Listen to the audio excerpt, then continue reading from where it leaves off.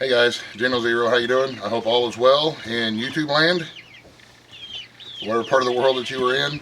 Okay, I'm gonna talk about some chicken stuff. So get yourself a cup of coffee and let's talk about chicken stuff. I've had a lot of questions over the past about raising chickens, and a lot of them are the same questions that I had when I was starting to raise chickens and thinking about starting to raise chickens for our little homestead here. And we'll start with the young birds. These little chickies here, they're about 6 weeks old.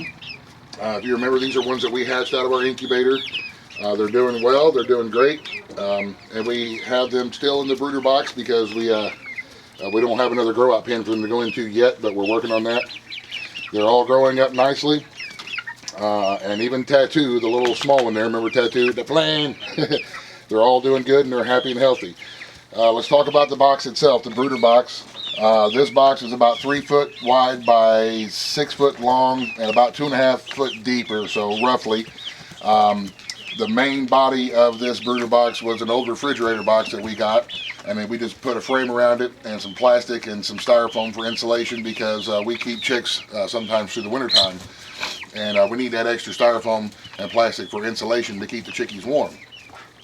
We have a light up here in the corner. Right now we're just running a 40-watt incandescent bulb because the incandescent bulbs put off a little bit of heat, and it's sufficient right now in the summer and the fall to keep the chickies warm.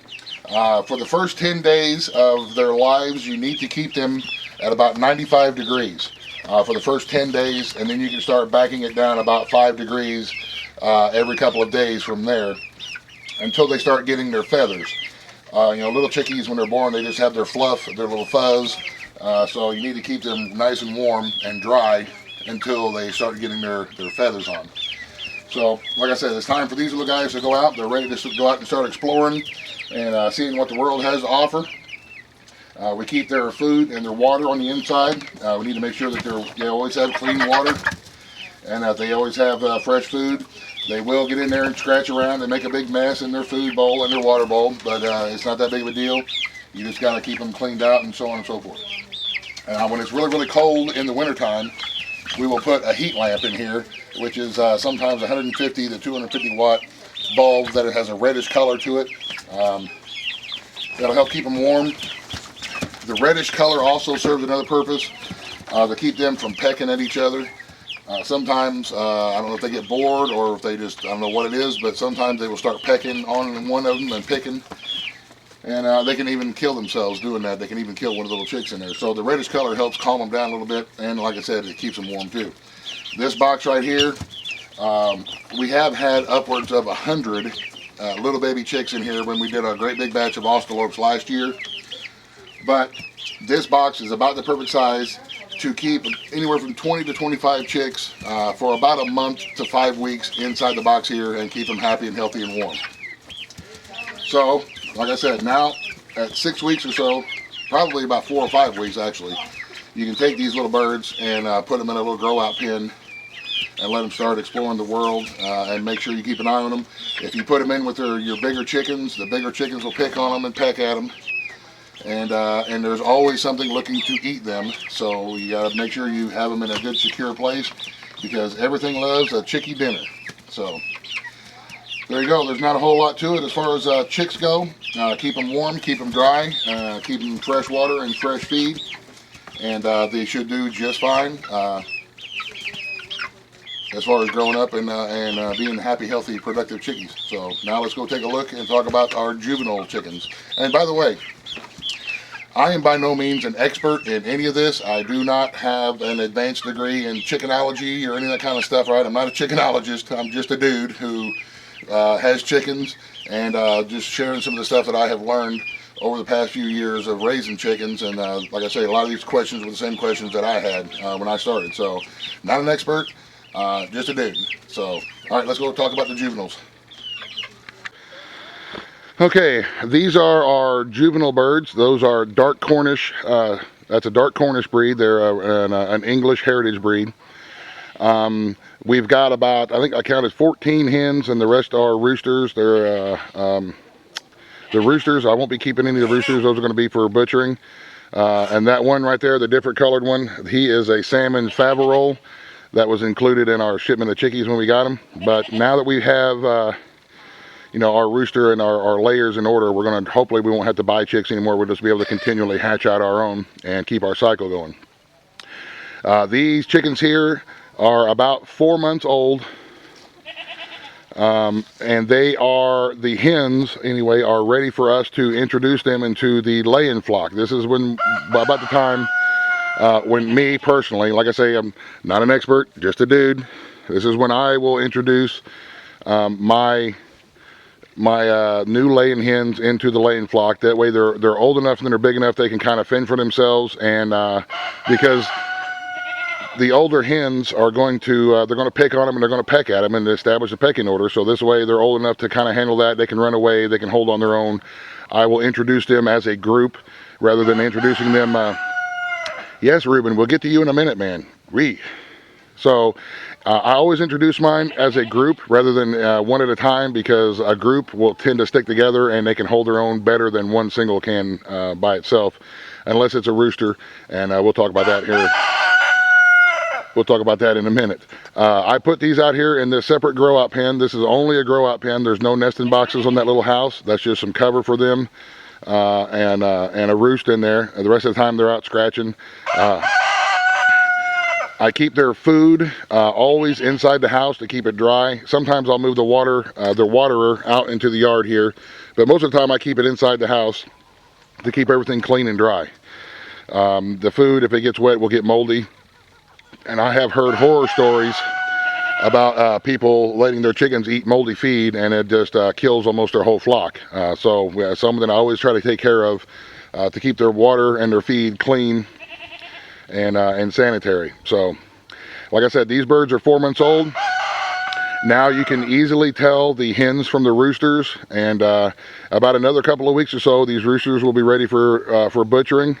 And the hens, like I say, here in the next couple of days, we're going to introduce the hens into the laying flock, the older mature birds, and we'll start replacing some of the older birds.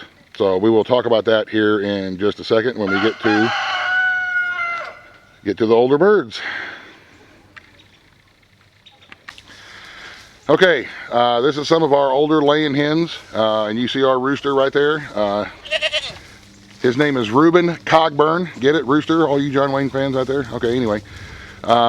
We have several different types. We have Rhode Island Reds. We have White Rocks. We have Black Austalorps. And we got a couple of different crosses in there. The red hens and the white hens are going to be very, very soon done laying eggs. They're getting to be a little over 3 years old now.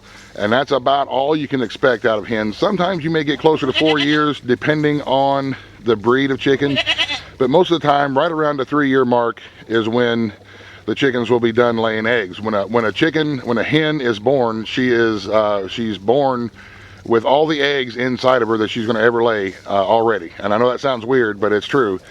We've butchered some hens, and they have all these little bitty undeveloped yolks inside them.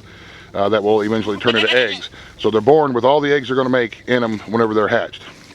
For a long time, I didn't have a rooster. I didn't think I needed a rooster, didn't want a rooster, and I kept my layers in this one run area right here, and I didn't let them free range and that kind of stuff. And I think that was mainly because of me. I was still insecure. I was unsure about the whole raising chickens thing, and I just didn't know, that everything was going to be okay when you let them run. So I finally decided to let them run, and it's worked out really well. It has definitely cut down on feed costs, and so far it has worked out well. We've lost a couple of them to predators, but you normally will do that. Normally you will lose a couple of predators, especially if you let them free range a little bit. My chicken house is just a little shack that we built out of some scrap plywood and some poles that we cut from trees, and a little bit of this and a little bit of that. Chickens will live anywhere that you give them. Basically, the chicken house needs to have a couple places for nest where they can get up and lay eggs. We put our nesting boxes on the outside of them to make a little more space on the inside. That way they get up into the box and we can get the eggs from the outside, and they still have their little bit of area on the inside of the chicken house. And the roost, that's the main things you need as far as the chicken house goes. A place for them to lay eggs and a place for them to jump up on and go to sleep at night. It doesn't have to be great big. A couple of square feet per bird is all they need. They like to be close together and huddled together whenever they jump up there and roost, and they like to have that close to help keep them warm, especially in the wintertime. So, and then I've got a little broken kid swimming pool that I throw sand and stuff like that in so they can take a dust bath. But like I said, I never had a rooster until we got Reuben. We decided to keep Reuben. And the job of a rooster, I have found out, I'm learning, is not only do they fertilize the eggs, but he does a really, really good job of keeping track of the ladies. He's always on the lookout. If he sees anything out of the ordinary, he will start letting everybody know. He clucks and he crows, and if he sees anything, that's danger, he lets them know. If he sees any food, he lets them know. You can see there's a lot of ladies that always hang around Reuben.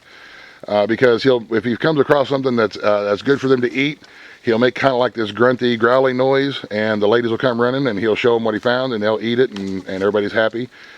He keeps them in line, and like I said, he usually, if any hens start getting at each other and having a little pecking hen fight, he intervenes and keeps the peace. Some of our chickens are molting right now. You can see, like this one here, she's molting. She's doing her fall molt. A couple of times a year, the chickens will lose their old feathers and grow new feathers. That's called molting. And most of the time when they're doing that, they stop laying eggs until they're done molting, and then they'll start molting again. So we're getting ready to get into the winter time. I don't put a light into my chicken house. I know that if you put a light in your chicken house, you can get more eggs. I haven't had very much trouble in the wintertime with my ladies laying. So I typically don't put a light inside my chicken house. The more light they have, the more chance they have of laying eggs. But so far, like I say, mine they do a pretty good job of laying in the winter time. The only time mine do not lay is when they're molting. So here you go, guys. There's a couple of just a couple of little bit tidbits about raising our chickens and what some of the things that I've learned over the past couple of years about raising chickens in the chicken house. I know this is by no means doesn't answer all the questions that there are out there, and I'm not an expert.